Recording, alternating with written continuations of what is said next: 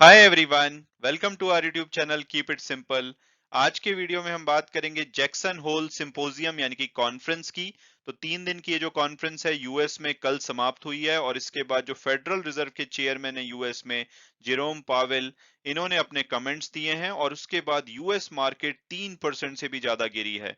तो आज के वीडियो में हम इस टॉपिक को डिटेल में डिस्कस करेंगे और ये भी बात करेंगे कि भाई जब मंडे को इंडियन स्टॉक मार्केट खुलेगी तो उसमें क्या हो सकता है और ऐसे में हमारी स्ट्रेटेजी क्या होनी चाहिए।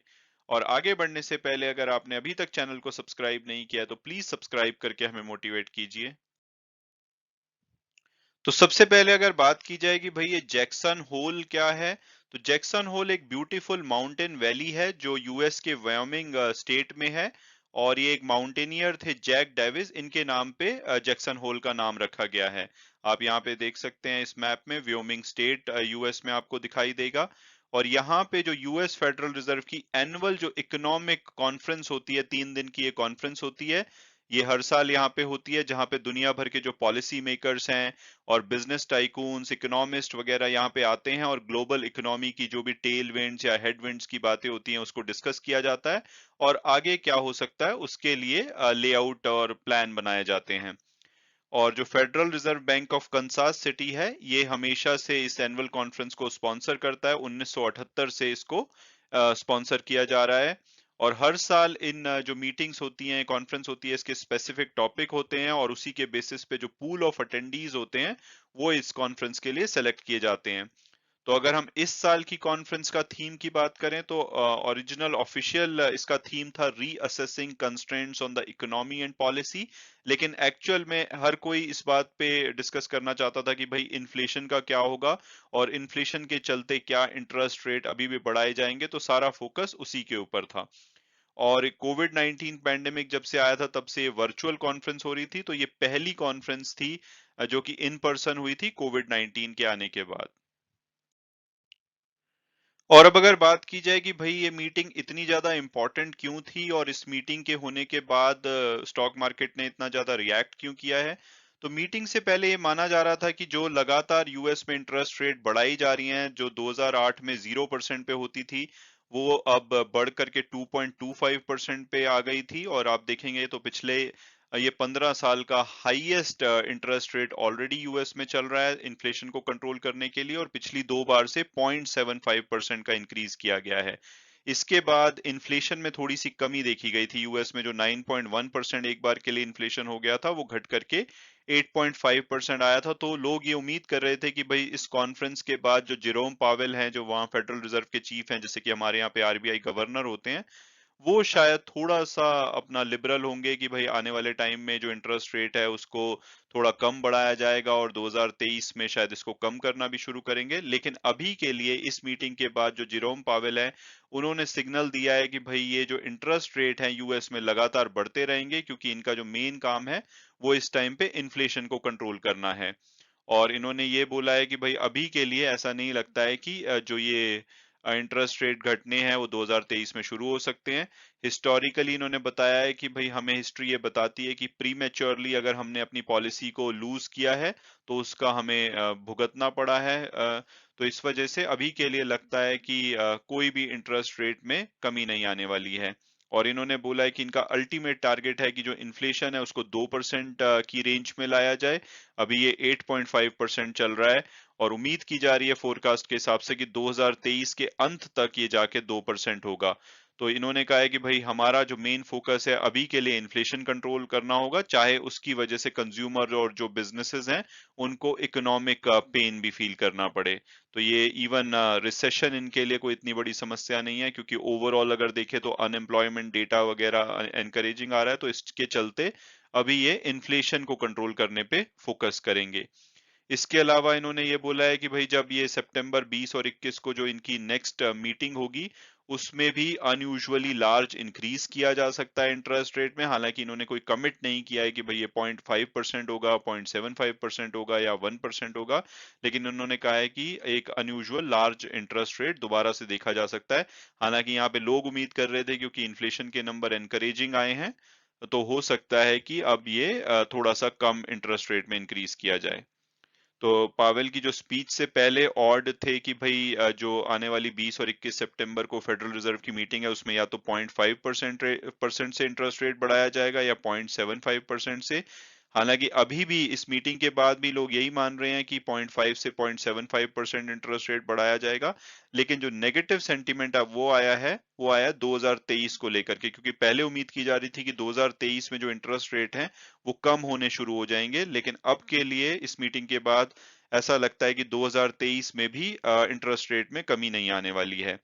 और जो फेड ऑफिशियल जून में मिले थे उन्होंने प्रोजेक्ट किया था कि इस साल के अंत तक जो अभी 2.25% इंटरेस्ट रेट है ये बढ़कर के 3.4% के आसपास हो सकते हैं और 2023 के अंत तक 3.8%। इन फोरकास्ट को भी सितंबर की मीटिंग के बाद अपडेट किया जाएगा। अब लोगों को डर है कि कहीं ये फोरकास्ट ज्यादा ना बढ़ा दिया जाए। और अब अगर बात की जाए कि भाई इसके चलते हमारी जो स्टॉक मार्केट है मंडे को कैसे रिएक्ट कर सकती है और आने वाले टाइम में क्या की डेट्स या की इवेंट्स हो सकते हैं जो कि हमारी मार्केट को डिक्टेट कर सकते हैं। तो जब ये स्पीच दी जेरोम पावेल ने, उसके बाद जो यूएस की स्टॉक मार्केट है पूरे दिन भर गिरती रही। डो जोन्स आप देख सकते हैं 3% के आसपास गिरा है, S&P 500 3.37% और नेस्डैक कंपोजिट तो लगभग 4% गिरा है।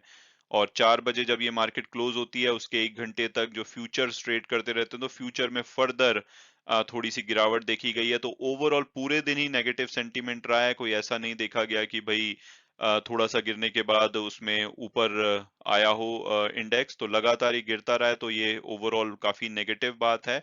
और अगर हम SGX निफ्टी की बात करें वो भी 215 पॉइंट गिर करके 17,444 के लेवल पे है, तो वहां पे भी गिरावट देखी गई है। और जो ADR यानी कि अमेरिकन डिपॉजिटरी रिसीट जो यूएस मार्केट में इंडियन कंपनीज के लिस्टेड हैं वहां पे भी आप देखेंगे कि 2 से 3% तक सभी जो मेन जिसमें कि वॉल्यूम होता है, चाहे वो इन्फोसिस हो, ICICI बैंक हो, Wipro, Tata Motors, HDFC bank, सभी में लगभग 2 से 3% की गिरावट देखी गई है। तो ये सिग्नल तो साफ साफ दिखाता है कि मंडे को हमारी मार्केट भी अच्छा खासा गिर सकती है, आराम से 17,400 या उससे नीचे पे जा सकती है। हालांकि हमारी मार्केट खुलने से पहले 3:30 बजे सुबह मंडे को जो यूएस फ्यूचर्स हैं दोबारा से ट्रेड होना शुरू होंगे, तो वो पहला सिग्नल देगा कि भाई इस न्यूज़ को अगर वीकेंड में डाइजेस्ट किया गया है तो उसके बाद इन्वेस्टर का क्या इसके ऊपर व्यू पॉइंट है।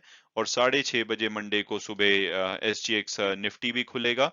तो ये दो सिग्नल और हो सकते हैं हमारी मार्केट खुलने से पहले कि अगर कोई पॉजिटिविटी आती है, बट अभी के लिए लगता है कि हमारी मार्केट आराम से 17,400 के लेवल से नीचे खुल सकती है मंडे को। और अगर बात की जाए आने वाले टाइम में की डेट्स क्या होंगी, तो 20 और 21 सितंबर को जो इनकी फेड की मीटिंग है वहां पे डिसाइड होगा कि इंटरेस्ट रेट कितने बढ़ाए जाएंगे। तो ये बहुत ही ज्यादा की डेट होने वाली है जो कि सितंबर एक्सपायरी से पहले आएगी। और इससे पहले इस डेट में कितना इंटरेस्ट रेट बढ़ाया जाएगा उसका एक बहुत बड़ा डिसीजन लेने में इम्पैक्ट होगा जो 13 सितंबर को यूएस में CPI यानी कि कंज्यूमर प्राइस इंडेक्स के इन्फ्लेशन नंबर आने वाले हैं। पिछली बार ये 8.5% रहे थे, उम्मीद है कि इस बार ये कम होने चाहिए। अगर यहाँ पे कुछ सरप्राइज आया, ये उम्मीद से ज्यादा आए, तो यहाँ पे रेट पे बहुत ज्यादा दबाव भी पड़ सकता है। और अगर इंडियन कॉन्टेक्स्ट में बात करें तो हमारा इन्फ्लेशन दूसरे कंट्रीज के मुकाबले काफी बेटर है 6.71%, लेकिन हमारे लिए भी जो नेक्स्ट डेट है वो 12 सितंबर है, जबकि नए जो अगस्त महीने का रिटेल इन्फ्लेशन है उसके नंबर आएंगे। तो हमारे यहाँ पे देखना पड़ेगा, हमारी जो RBI की जो मॉनेटरी पॉलिसी कमेटी की मीटिंग है ये सितंबर 28 से 30 के बीच में है, तो उसमें देखना होगा कि हमारे यहाँ पे कितना इंटरेस्ट रेट बढ़ाया जाता है, जो कि रेपो रेट 5.4% है। हालांकि कल ही यूएस में जो पर्सनल प्राइस कंज्यूमर इंडेक्स का जो डेटा आया है उसमें जून के मुकाबले जुलाई में कमी देखी गई है, तो एनकरेजिंग साइन है कि इन्फ्लेशन थोड़ा सा कम ही होना चाहिए। लेकिन अगर वहां पे कुछ सरप्राइज हुआ तो इंटरेस्ट रेट और भी ज्यादा बढ़ाए जा सकते हैं, जो कि काफी नेगेटिव हो सकता है हमारी स्टॉक मार्केट के लिए। और अब अगर बात की जाए कि भाई अगर स्टॉक मार्केट गिरती है तो हमारी स्ट्रेटेजी क्या होनी चाहिए या सेक्टोरल इम्पैक्ट क्या हो सकता है, तो हिस्ट्री हमें बताती है कि जब भी बेरिश मार्केट आती है, जब भी स्टॉक मार्केट में करेक्शन आती है, तो वो सबसे अच्छा मौका होता है अगर हम लॉन्ग टर्म इन्वेस्टर हैं, तो वहीं से सबसे ज्यादा रिटर्न बनाई जाती है। तो ऑब्वियसली कंप्लीटली अगर आपका लॉन्ग टर्म व्यू है तो इन्वेस्टमेंट को छोड़ना नहीं चाहिए। और अगर हम सेक्टर स्पेसिफिक बात करें तो FMCG और फार्मा दो ऐसे सेक्टर हैं जो कि सेफ हेवन माने जाते हैं। यानी कि अगर ओवरऑल रिसेशन आता है, इंटरेस्ट रेट बढ़ती है, तो ये सेक्टर हैं जो कि जहाँ पे ज़्यादा इन्वेस्टमेंट सेफ होती हैं। अगर हम एफएमसीजी की बात करें तो ये पिछले 1 साल के हाई पे ऑलमोस्ट चल रही है, 10% से ज़्यादा की इन्होंने 1 साल में रिटर्न दी है। तो अगर इसमें सेंटीमेंट की वजह से कुछ गिरावट आती है, तो ये एक अच्छा सेक्टर हो सकता है इन्वेस्टमेंट के लिए, एचयूएल, आईटीसी वगैरह। क्योंकि आप चाहे इन्फ्लेशन जितना भी बढ़ जाए, लोग खाने-पीने की चीज़ें या रोज़मर्रा की जैसे पेस्ट हो गया, ये सब चीज़ें यूज़ करना बंद नहीं करते हैं। तो एफएमसीजी में अगर कुछ करेक्शन आती है, तो वो एक अच्छी ऑप्शन हो सकता है। फार्मा न्यूट्रल रहता है, थोड़ा बहुत सेंटिमेंटल इम्पैक्ट होगा और ऑलरेडी इसमें 10% की गिरावट आ चुकी है, तो ये सेक्टर भी इन्वेस्टमेंट के लिए अच्छा हो सकता है। रिस्की सेक्टर क्या हो सकते हैं? जैसे बैंक, लॉन्ग टर्म में अगर बात की जाए तो इंटरेस्ट रेट का बढ़ना बैंकों के लिए नेगेटिव है क्योंकि इनका बिज़नेस कम हो सकता है, साथ में एनपीए की समस्या आ सकती है। हालाँकि अभी देखा गया है कि ऐसा माना जा रहा था कि भई हाउसिंग लोन की डिमांड कम होगी क्योंकि इंटरेस्ट रेट बढ़ रहे हैं, लेकिन हाउसिंग लोन की डिमांड बहुत तेज़ी से बढ़ी है जब से इंटरेस्ट रेट बढ़ने लगे हैं क्योंकि लोगों को डर है आगे और भी इंटरेस्ट रेट बढ़ेंगे, तो बेटर है कि अभी लोन लेके घर ले लिया जाए। तो देखना होगा, तो लॉन्ग टर्म में थोड़ा बहुत नेगेटिव हो सकता है लेकिन शॉर्ट टर्म में इनके लिए पॉजिटिव होगा क्योंकि ये इमीडिएटली जो इनके लोन्स होते हैं, एग्जिस्टिंग लोन्स, उनमें इंटरेस्ट रेट बढ़ा देते हैं, तो इनके प्रॉफिट्स मार्जिन इंप्रूव होने चाहिए शॉर्ट टर्म में। तो अगर इसमें थोड़ी बहुत सेंटिमेंटल तो थोड़ी गिरावट आएगी लेकिन उसके बाद थोड़ी रिकवरी होती है तो आप यहाँ पे प्रॉफिट बुकिंग कर सकते हैं। ऑलरेडी ये 1 साल में 9% की रिटर्न दे चुके हैं। आईटी सेक्टर सेंटिमेंटली ये एक नेगेटिव न्यूज़ है क्योंकि अगर रिसेशन बढ़ेगा, इन्फ्लेशन बढ़ेगा, तो ओवरऑल आईटी जो स्पेंडिंग होती है, इनके जो भी क्लाइंट्स हैं, मेनली इंडियन जो बड़ी आईटी कंपनी है उनके यूएस में क्लाइंट्स हैं, तो वो अपने आईटी एक्सपेंसेस को कट कर सकते हैं क्योंकि मार्जिन इम्पैक्ट होंगे। लेकिन आईटी में ज्यादा स्कोप कम होने का मुझे नहीं लगता। ऑलरेडी 16% ये कम हो चुका है 1 साल में, 1 ईयर के लो के आसपास चल रहा है। हालांकि ये एक सेक्टर के लिए नेगेटिव बात है। वो देखना होगा कि कंपनीज क्या ऑटोमेशन पे फर्दर खर्चा करती हैं या आईटी स्पेंडिंग में कट करती हैं, बट ऑलरेडी अगर आप देखो तो इन्फोसिस 1900 वाला 1600 में है, टीसीएस 4000 वाला 3200 में मिल रहा है, तो ज्यादा स्कोप नहीं है। मुझे लगता है कि 5 से 10% की और गिरावट आ सकती है और वो एक बहुत ही अच्छा मौका हो सकता है लॉन्ग टर्म के लिए आईटी में इन्वेस्ट करने का। जो एक सेक्टर मुझे थोड़ा सा नर्वस करता है वो निफ्टी ऑटो इंडेक्स है, क्योंकि वहां पे ऑलरेडी 32% की 1 साल में रिटर्न आ गई है और अगर इंटरेस्ट रेट बढ़ते हैं तो जो ऑटो लोन्स है उनकी डिमांड कम हो सकती है, उनकी गाड़ियों की बिक्री कम हो सकती है। हालांकि अभी तो बहुत लंबी बुकिंग चल रही है, लेकिन यहाँ पे ऑलरेडी बहुत ही ज्यादा गेन हो चुका है। तो यहाँ पे अगर आप इन्वेस्टेड हैं तो थोड़ा केयरफुल रहें, टाइमली प्रॉफिट बुक करें क्योंकि ये सेक्टर मुझे लगता है कि नेगेटिव हो सकता है अगर बहुत लंबे समय तक इंटरेस्ट रेट बढ़ते रहे या कुछ रिसेशन का खतरा लगा।